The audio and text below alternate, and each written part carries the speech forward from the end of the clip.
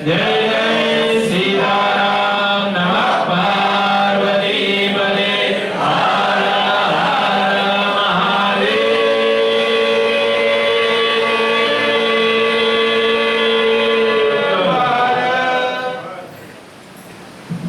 એક સૂચના છે, આ વખતે હવે આગામી એક વર્ષ દરમિયાન પૂર્ણિમા આપણે અહીંયા પાદુકા પૂજન કરીએ છીએ, તેમાં જે પણ ભક્તોએ પોતાનું નામ લખાવ્યું છે, તો આપણા બે સભ્યો નીતિનભાઈ અને ચિરાગભાઈ અહીંયા ઉપસ્થિત છે, જેમને પણ ઘર પરિવારના સભ્યોને પાદુકા પૂજનનો લાભ લેવો હોય તો પોતાનું નામ છે ત્યાં બે સભ્યોને આપણે એમને લખાઈ દેજો।